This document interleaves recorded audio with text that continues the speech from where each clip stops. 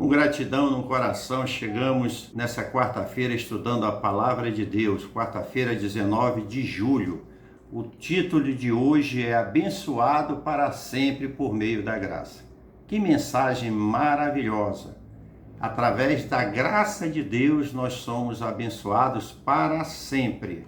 Em Efésios 2, verso 7, Paulo explica os desejos de Deus de nos abençoar para sempre. Está escrito da seguinte forma: Deus fez isso para mostrar nos tempos vindouros a suprema riqueza da sua graça, em bondade para conosco em Cristo Jesus.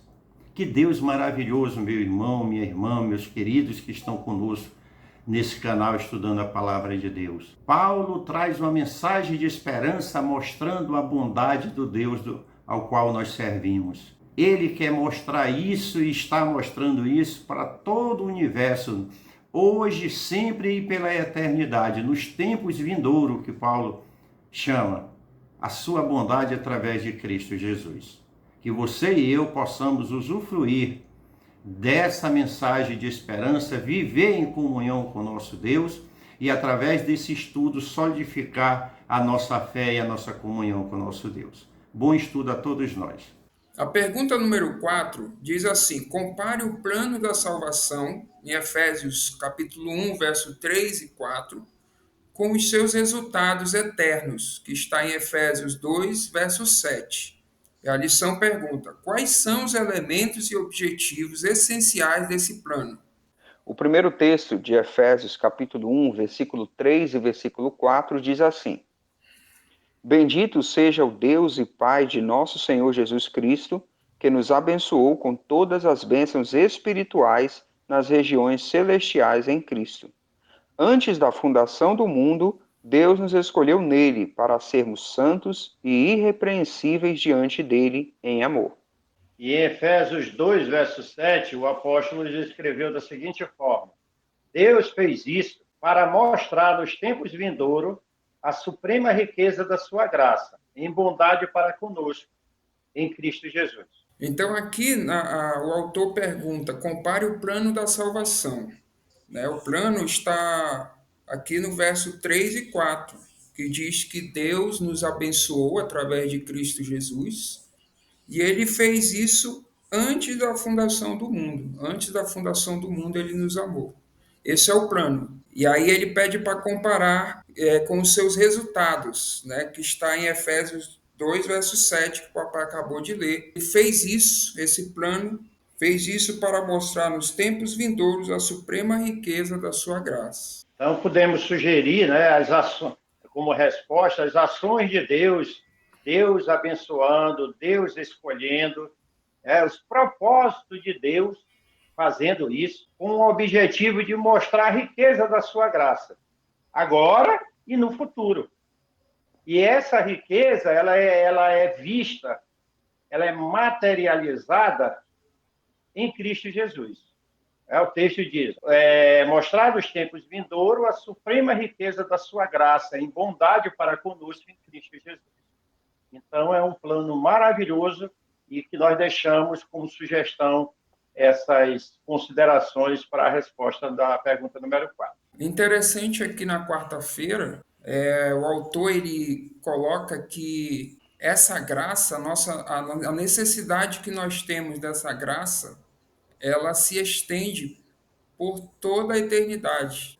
O plano da salvação que foi executado lá atrás e que nós também usufruímos agora no presente, não termina assim, né? No futuro nós também precisaremos da graça de Cristo. Então a necessidade da graça de Deus, ela sempre vai nos acompanhar. Legal. O autor ele coloca, inclusive, assim, ele fala da cronologia da graça. Tá? A graça aconteceu no passado, que ela vem, nos alcança e nos salva. Alcançou os Efésios, alcançou a mim e a vocês, e alcança a todos que estão dispostos a aceitar essa graça. Essa é a cronologia do passado. Mas ela nos alcança e nós precisamos dela para viver no presente. E ela tem nos assistido no presente.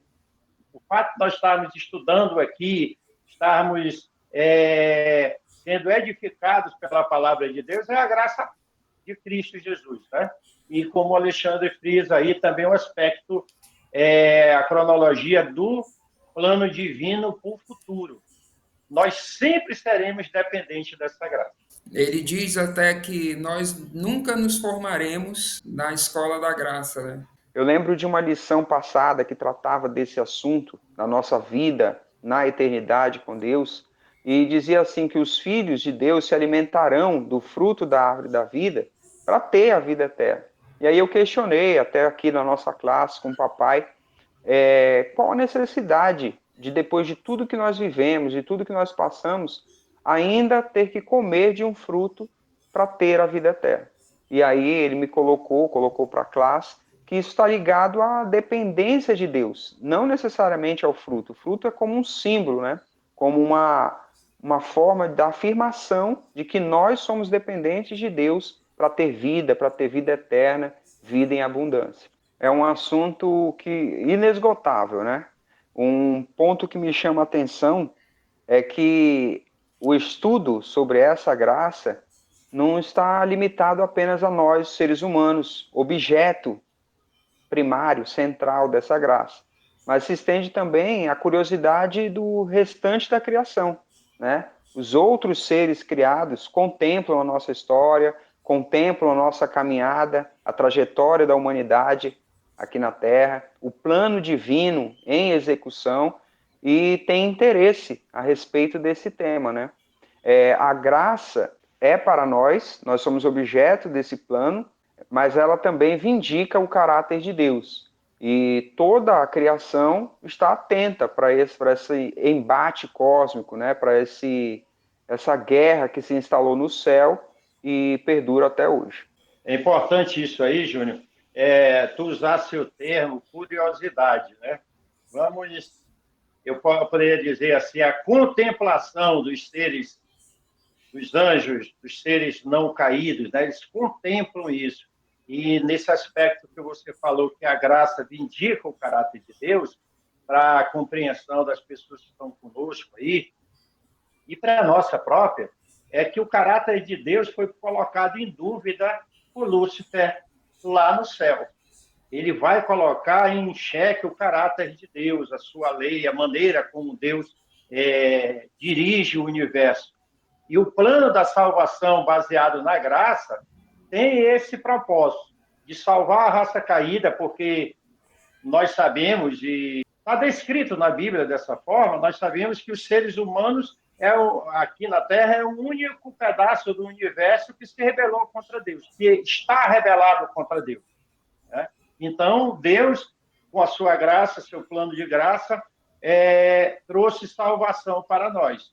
Mas também, com esse plano de graça, trazendo salvação sobre nós aqui na Terra, também é motivo de estudo, de contemplação dos seres não caídos, porque ele está vindicando o seu caráter. E isso é fantástico. A nossa vida de pecador, redimido pelo sangue de Cristo Jesus, é contemplada por seres que ainda não caíram e que olham para nós essa história de graça e de salvação. Um outro ponto que está na lição de quarta-feira, Paulo estava mostrando, através dos escritos da sua carta aos crentes em Éfeso, que a graça é um tesouro inesgotável.